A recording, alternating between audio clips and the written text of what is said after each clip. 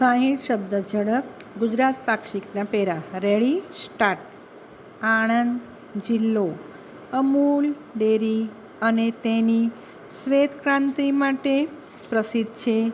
એટલું જ નહીં, વિકાસમાં પણ અગ્રેસર છે.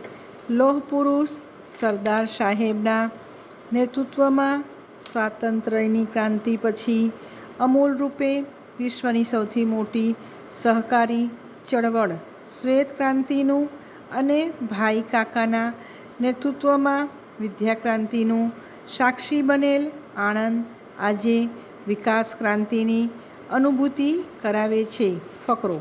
તાજેતરમાં જ મુખ્યમંત્રી શ્રી ભૂપેન્દ્રભાઈ પટેલે અખંડ ભારતના શિલ્પી સરદાર સાહેબની કર્મભૂમિ અને વિદ્યા પુરુષ ભાઈ કાકાની જન્મભૂમિ એવા સોજિત્રા ખાતેથી ₹90 કરોડના 39 જેટલા વિકાસ કામોનું ખાતમુહૂર્ત તથા ₹30 કરોડના 13 જેટલા વિકાસ કાર્યોનું લોકાર્પણ સહિત જિલ્લાના નાગરિકોને ₹120 કરોડના વિવિધ પર 52 જેટલા વિકાસ પ્રકલ્પોની ભેટ આપી હતી, જેનાથી આણંદવાસીઓમાં આનંદ છવાયો છે. ફકરો.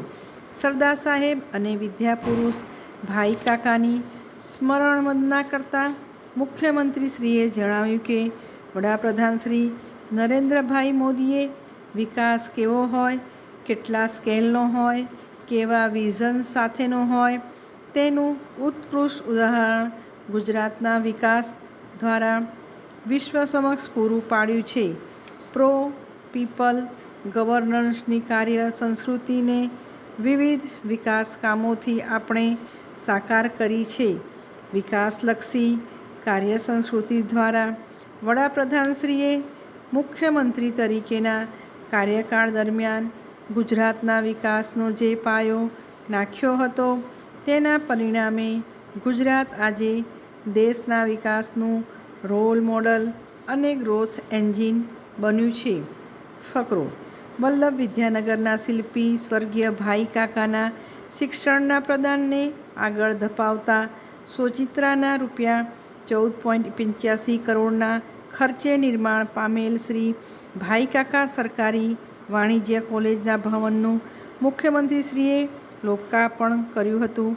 આ અવસરે તેમણે જણાવ્યું કે વડાપ્રધાનશ્રીએ શિક્ષણના ચિંતન અને સંસ્કૃતિના સંવર્ધનના કાર્યોને વેગ આપી હંમેશા તમામ ક્ષેત્રના વિકાસ પર ભાર મૂક્યો છે. એ જ દિશામાં સરકાર ગુજરાતમાં શિક્ષણ સહિતના સર્વાંગી વિકાસને આગળ ધપાવી રહી છે. ગુજરાતમાં શહેરી વિકાસ, જાહેર આંતર માળખાકીય સુવિધાઓ અને આરોગ્ય એમ દરેક ક્ષેત્રે વિકાસ ક્રાંતિ આવી છે. યુવાનોએ ઘર આંગણે ઉચ્ચ શિક્ષણ મળી રહે તે માટે વડાપ્રધાનશ્રીના સક્ષમ નેતૃત્વમાં ગુજરાતમાં 103 યુનિવર્સિટીઓ અને 2800 કોલેજો દ્વારા ઉચ્ચ શિક્ષણ આપવામાં આવી રહ્યું છે.